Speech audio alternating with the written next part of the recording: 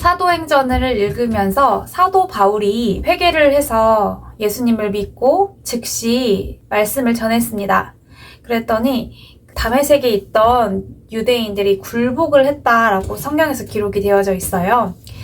2000년 전 초대교회 때 사도들과 제자들의 전도하는 방식을 살펴보면 담대히 전하니까 사람들이 하루에도 3,000명이 회개해서 예수님을 믿고 또 많은 유대인들이 그들에게 굴복을 당했습니다.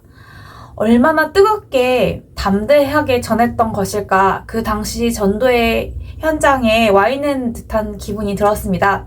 그런 모습을 보면서 오늘 21세기 AI 시대를 살아가는 우리들이 어떻게 전도를 해야 될까? 사도들처럼 이렇게 담대히 강하게 전하면 되려나? 그 당시 전도 현장을 생각했을 때 유대인을 떠난 이방인들은 하나님을 알지 못했어요. 근데 오늘 이 시대도 마찬가지예요. 시간이 흘렀지만 여전히 하나님을 모르는 백성들이 너무나 많습니다. 똑같은 상황인데 사도들과 제자들은 모르는 사람에게 담대히 강하게 전했습니다. 그리고 그 당시를 생각을 해보면 그 당시의 복음은 예수님께서는 하나님의 아들이시고 그 예수님께서 우리의 죄를 위해 십자가에 달리셨고 그 사실을 믿으면 구원을 얻는다라고 했어요. 예수님을 영접하면 너와 네 집이 구원을 얻는다라고 말씀을 했어요. 예수님의 십자가 하나만 붙들어도 구원을 받는다고 하는데 지금 시대는 2000년이 흘렀는데 이 복음이 과연 이 시대에 필요한 복음인가 라는 생각이 많이 들어요. 십자가의 복음은 지구가 한 바퀴를 돌아서 전 세계 많은 사람들이 알고는 있습니다. 기독교 하면 예수님을 자연스럽게 떠올리고 예수님은 하나님의 아들이고 십자가를 지었다는 사실에 대해서는 교회를 다니지 않는 사람들도 자연스럽게 알고는 있는 내용입니다.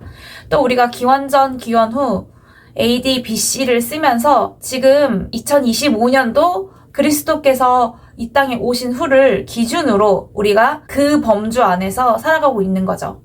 그러니 교회를 다니지 않는 사람들도 예수님의 존재는 알고 있습니다. 그런데 예수님께서 십자가를 지셨다는 이 사실이 과연 구원에 이를 수 있게 하나요? 지금은? 저는 그렇게 생각합니다. 예수님께서 우리 죄를 위해서 십자가를 지셨고 다시 오시는 예수님의 두 번째 나타나심으로 그 구원 역사가 완성이 된다는 것을 느낍니다. 그래서 AI 시대를 살아가고 있는 지금 현 시점에 필요한 복음은 다시 오시는 예수님을 우리가 맞이할 수 있는 준비를 해야 된다 생각이 들어요. 예수님께서 다시 오시겠다고 약속을 했는데 그때 예수님께서 어떻게 오시는지, 무엇을 불면서 오는지, 구름 타고 오시는지, 불에 옹이 되어서 오시는지, 어떠한 방식으로 내려오는지 우리는 잘 모릅니다. 하지만 예수님께서 다시 어떻게 오시겠다 상세하게 기록되어 있는 게 요한계시록이에요. 이 요한계시록을 통해서 예수님의 재림을 알아야 합니다.